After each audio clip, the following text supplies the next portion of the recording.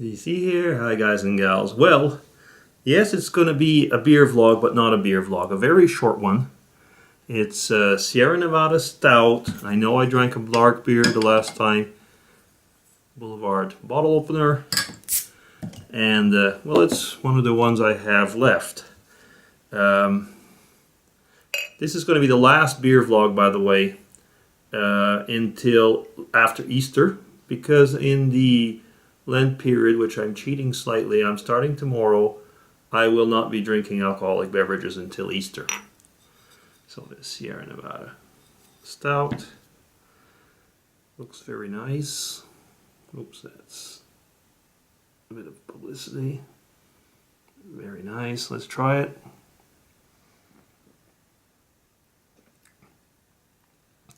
Wonderful.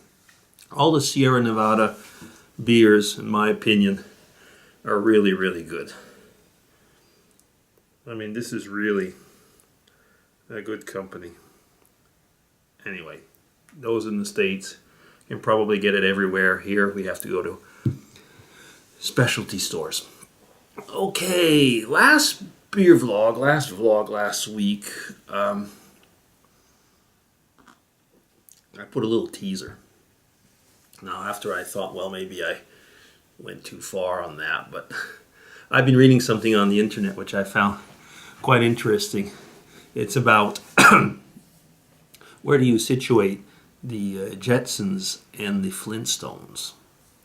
Now, people of my age, especially those living in North America, know who the Jetstones are. They are kind of a futuristic family living over the earth, so to say, in really fancy houses, something like that, and they all seem very well off.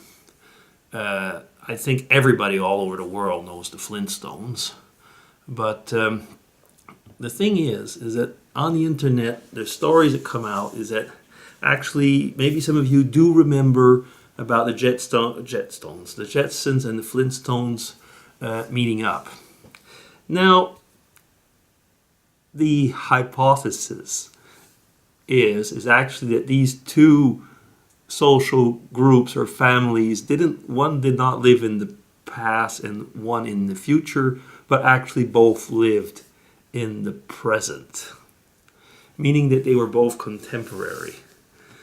Now, that is an interesting story because it would go on about one would bring certain things that one sees in there, and I know this is a cartoon. It's just follow up as it's a funny little story, but is that if you're in a post-apocalyptic or post-nuclear world or something, it is seen that in the future a certain small percent manage to survive in the good way, put it that way, and we're living over the earth.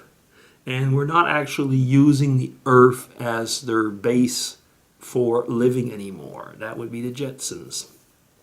You still see things of society that stayed over the ages. By the way, the Jetstones, I think, from what I read, would have been in 2062, which they were from 1962, so that was 100 years in the future. Kind of shows how the futurists got it wrong. Because there's no way in 2062, in just a few years, that'll be the case. Now, there's even a scene in, I think, when the Jetstones meet the Flintstones, where George Jetson says something like, when he sees grass, "Oh, I remember that from past history classes," or something like that. Now, this is a very small population that's living up there. So we can already see that society after this post-apocalyptic age has changed into really a very high upper crust, literally. And now we get to the ones on the ground who are living in the same period, but with a different evolution, so to put it. Following me? Now, what would be that the Flintstones, if you look at this, were not prehistoric, but post-historic? Well, they celebrate Christmas. They have TVs, record players, drive-in movies, and a monetary system. They have all the remnants of the way society actually used to be.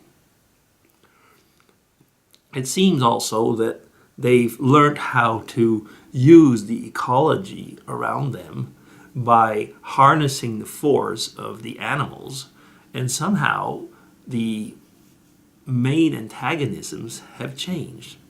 Society rules still seem to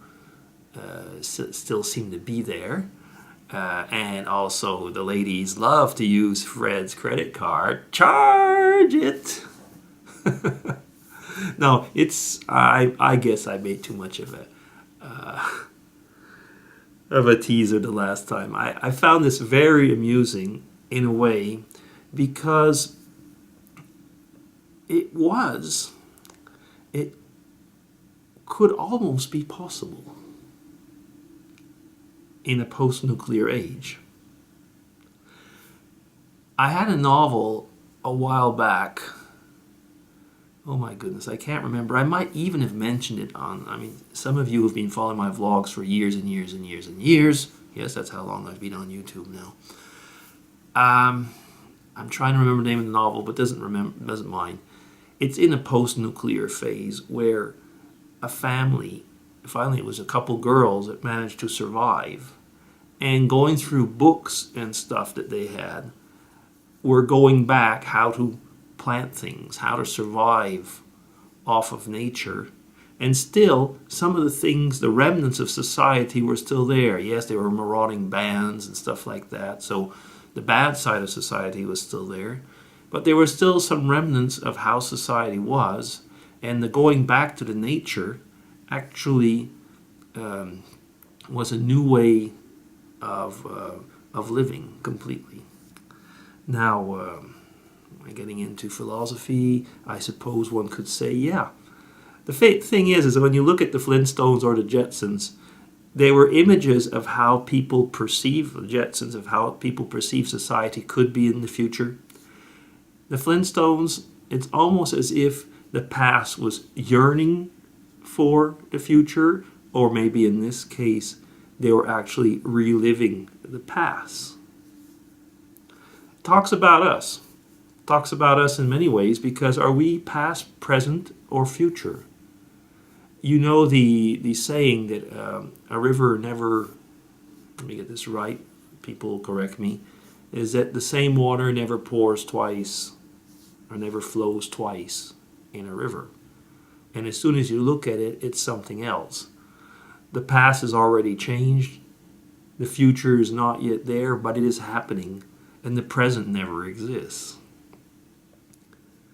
Oh boy, what have I got myself into? So yeah, is that what this whole thing on internet was a bit to get us to thinking about? Is like, how do we see our future? How do we see our past? I guess we might as well live the present. But still, since I have to be philosophical, even theological in a way, is that if you do have something that you believe in, you're looking towards a future. And if you don't, you might as well live your present in the best way possible, because the past will come back and get you. Oh, I think I better drink this stout. Yeah. So it's a good beer, and the next one will be around Easter.